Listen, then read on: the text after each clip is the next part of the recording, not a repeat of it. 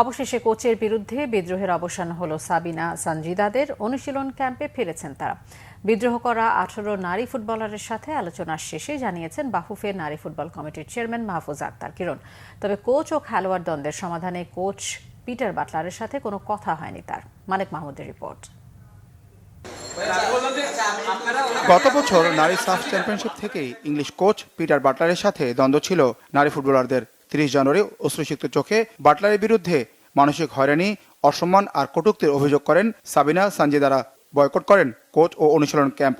প্রয়োজনে একযোগে অবসরের হুমকিও দেন বিদ্রোহী 18 নারী ফুটবলার। এই কোচের আন্ডারে কোনোভাবেই প্র্যাকটিস করব না যদি আমাদের। নারী ফুটবলে কোচ ও খেলোয়াড় দ্বন্দ্ব নিরসনে গঠন করা হয় বিশেষ কমিটি।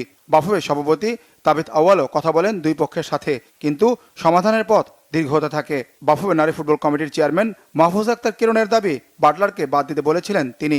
মেয়েদের যখন কোচ এবং মেয়েদের সমস্যা তৈরি হলো তখন থেকেই নারী উইং তাদের সাথে কাজ করে যাচ্ছে, তাদেরকে বোঝানো হচ্ছে। আমি হায়ার অথরিটিকে এই কোচ নিয়োগ দেওয়া যাতে না হয় সেটাও তাদেরকে বলেছি।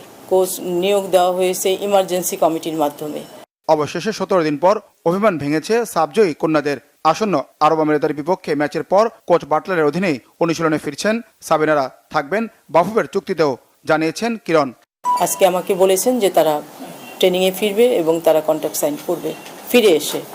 তো এটা আমাদের জন্য পজিটিভ। আমরা মনে করি যে মেয়েরা তাদের জায়গা থেকে সরে আসছে। তারা বুঝতে পারছে যে ভুল বোঝাবুঝিগুলো ছিল সেগুলো থেকে তারা সরে আসছে। টিম চলে যাবে 24 তারিখে এবং ক্যাম্পও বন্ধ হবে 24 তারিখে। ক্যাম্প বন্ধ মানে সবার জন্যই বন্ধ। তো ওর মেয়েরা, সিনিয়র মেয়েরাও চাচ্ছে, ওরা একটা ব্রেক চাচ্ছে, ওরা ব্রেকে যেতে চাচ্ছে। নারী ফুটবলে আগামী 26 ফেব্রুয়ারি ও 2 মার্চ সংযুক্ত আরব আমিরাতের বিপক্ষে দুটি প্রীতি ম্যাচ খেলবে বাংলাদেশ। সাবিনা, মনিকা সহ 18 ফুটবলারের কেউ থাকছেন না স্কোয়াডে। 21 পদকের জন্য মনোনীত হওয়া সাফ জয়ী বাংলাদেশ নারী ফুটবল দলের খেলোয়াড়, কোচ ও টিম ম্যানেজমেন্ট সহ 32 জনের নাম পাঠানো হয়েছে আয়োজক কমিটির কাছে, জানান বাফুফে নারী ফুটবল কমিটির চেয়ারম্যান। মানিক মাহমুদ, বাংলা ভিশন, ঢাকা।